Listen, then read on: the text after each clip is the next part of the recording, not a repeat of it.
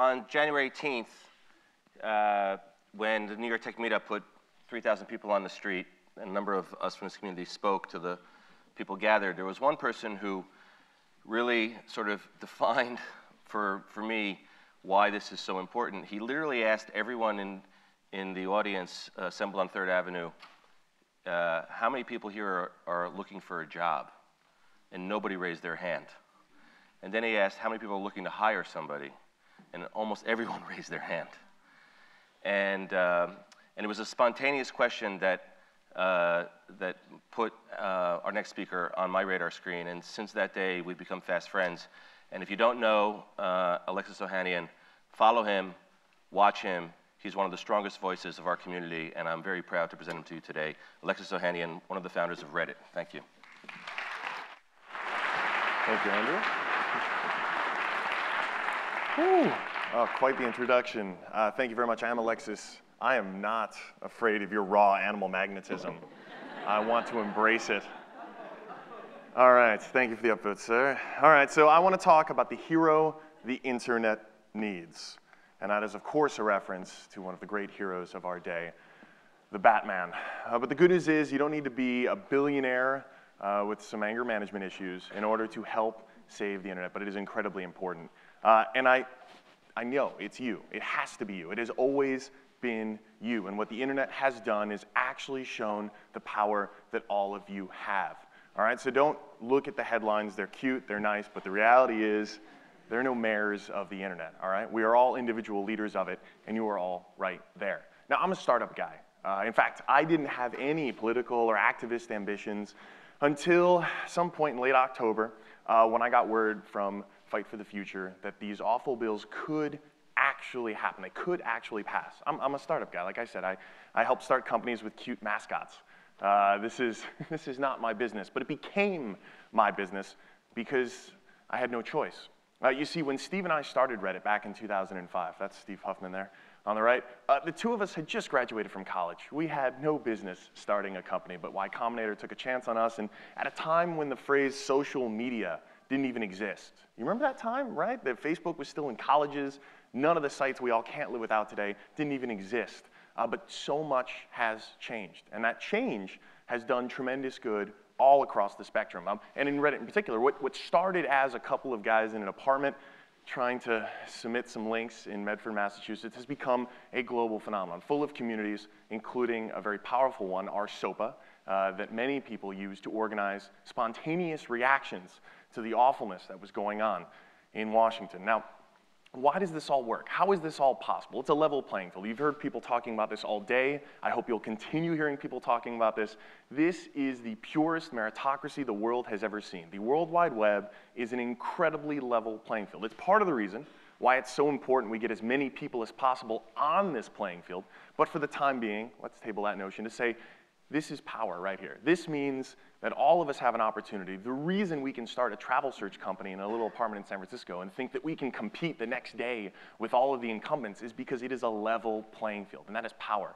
And that is power that is not just in business, not just in nonprofit. It is the power of ideas to spread simply because they are good.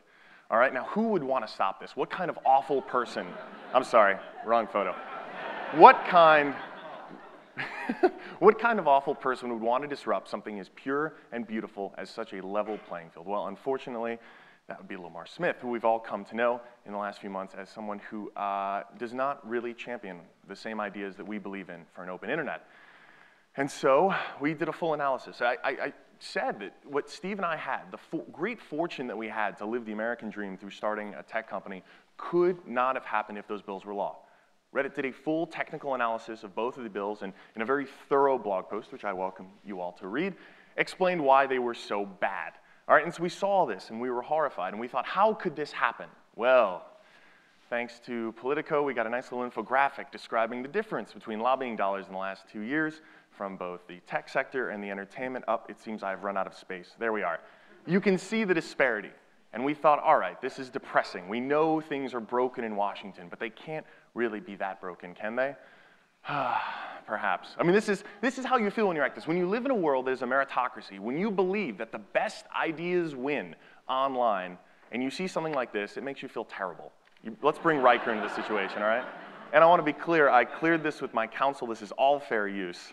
But this is the reaction. This is how we all felt. And the internet responded, all right? The internet responded the only way it knew how, and it lived up to this challenge. And so it actually came out in front of our senators' offices here, as Andrew mentioned, both in New York and out on the West Coast, because all of our senators, for reasons unknown to us, were supporting such awful, awful legislation. And what happened to be one of the most rational, reasonable, powerful protests that I've ever been a part of. You won't find a single spelling error on any of those signs.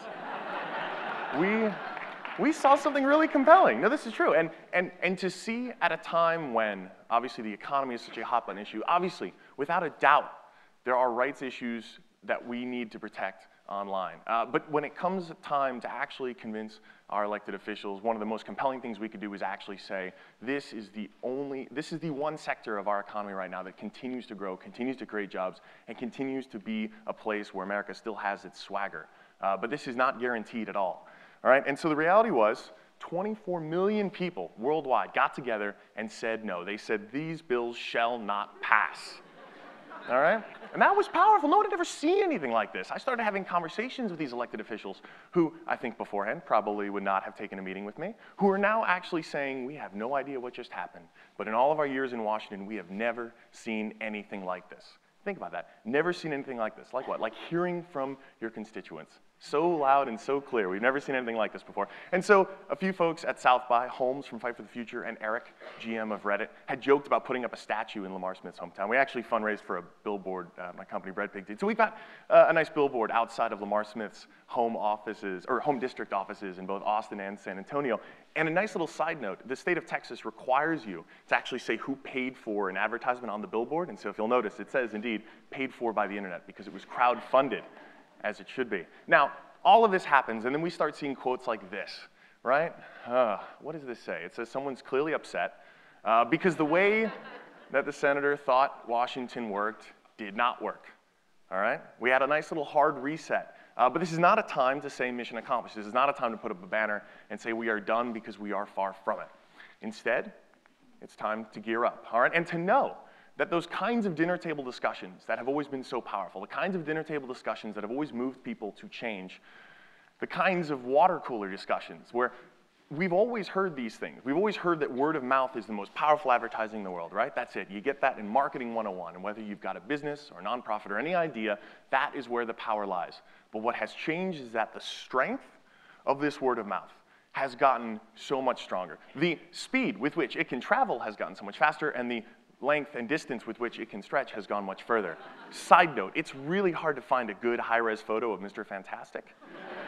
Really, I was on the Googles for a while. Anyway, sorry, Reed Richards. But the fact of the matter remains, this is an incredible opportunity because all of those things that have always been important, all of the things that have actually changed people's minds, the kinds of quiet discussions we normally have among friends and peers are now spread further and faster than ever before. Because if you have a commentary on something, you can now tweet it, and whether you've got 10 followers or 10,000 followers, they can start seeing this, and that can start making a real difference. Because the power of the internet, and I've got an issue with Tom Friedman on this. The world's not flat. I've looked into this. NASA has too. It's not. But the World Wide Web is. And that is real power, all right? Because all links are created equal online. They need to be. An open internet means all links are created equal. And what a powerful thing that is. Because you don't get things that people don't want when all links are created equal, right? Gone is a time. You can't get away with making stuff online that people don't want because they simply won't go because the cute video of that Japanese cat Maru is just too adorable, right? That's the competition. And so the fact of the matter is you have to make something people genuinely want. And so we look to all of our Batmen and Batwomen out there who have communities, because there are communities all over the internet, large and small, that we can be concerned about. We all have our Gothams. And so what excites me about the internet and what we saw during Sopa People, and what we need to see moving forward, is people thinking about their Gothams. Because it turns out we don't just have one Batman or Batwoman on the internet, we have lots. In fact, if we take a moment to look back, we have lots of people who care about their individual communities and will do anything to protect them. And that means getting people excited, not just who own websites with millions of visitors a day, but people who own YouTube pages where they review Yankee Candle. If you haven't seen that one, actually, I highly recommend it. Or Tumblr blogs where they just curate photos of Ryan Gosling. I really don't see the appeal, but I'll let that slide. It doesn't matter. as long as they've got a Gotham they care about and understand how valuable it is to protect it, we need to enlist them. All right? And when I see a Facebook page of someone, right, I see a potential Batwoman. All right? I see someone who can be an activist simply by publicly stating, I support this. And if they want to use Facebook to protest Facebook's support of CISPA, great. Let's do that. Let's use every tool available to get someone to become an activist who didn't think they were before. All right? Because a long time ago, you saw people who were taking a stand on something, the traditional activists. You would see them working day and night, sometimes risking their lives for change or for progress in an idea. And I like to think about this like a tech adoption curve, all right? The activists are the ones who are the early adopters, all right? They're the ones who are gonna wait in line, you know, in front of the Apple store to get the new iPhone. They're the ones, like all of you in this audience, who are willing to make their lives around getting an idea to come to fruition. And they are incredibly important. We cannot do it without them. But what frustrates me is that there's this very, very important middle part. For any idea to become mainstream, for anything, whether it's an iPod or whether it's fighting SOPA and PIPA, it needs to reach the mainstream. And 50 years ago, we would have never called someone who had a conversation over their dinner table supporting an idea a slacktivist. And if for some reason, because someone just retweets something, they are now labeled as slacktivists. We are seeing the exact same conversations, only we can actually see them on a much grander scale. And so it is absolutely important to let them know that this isn't just a retweet and forget sort of scenario. No, no. But we can't deride them simply for having a public feeling about something that normally wouldn't have gone beyond the water cooler. And because that's where the real power lies. And that's what we have to do, or it will be disastrous, an absolute catastrophe, an epic failure. That's weird. Yeah. We can't risk that. We simply cannot risk that. And that's part of the reason why I've become such a huge fan of Fight for the Future. Because this idea of a bat signal, or for the internet, a cat signal, is so incredibly important. And this thinking, oh, this is serious business, this thinking that we can bring together an Internet Defense League of people from all over the internet, not just people who run these massive websites, but anyone who has an audience, anyone who has a Gotham that needs to be protected. We need to enlist them and excite them about this cause because it is so incredibly important.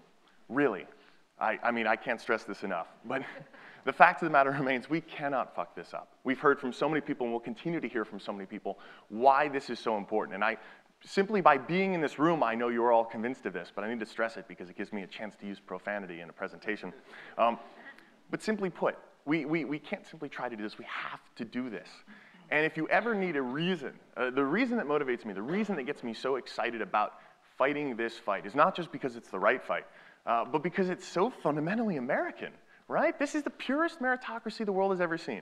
This idea that if you can build something and share an idea and get it online, it can win based on its merit alone is powerful. And the good news is, it is so well intertwined with what all of us as Americans believe in at our core. These notions of freedom that are so fundamental here in meat space need to be just as fundamental online as well. And so what really gets me going is this. It's the darkness. It's everything that we haven't gotten. All of the great ideas, all of the great genius, all of the talented people whose ideas could not spread because of some gatekeeper or because of some crappy life lottery ticket, because some awesome person was just born at the wrong place, in the wrong time, the wrong gender, to the wrong race, and because of that, we all missed out on such great things. And all of the things that we missed out on that could be made possible by a connected and open internet where ideas can spread and win on their merit alone is why I am so incredibly excited to see the future of the internet be a bright and awesome one. And we can't do it alone. So please, find your Gothams, alert their Batmen and women, and let's win the day. Thank you.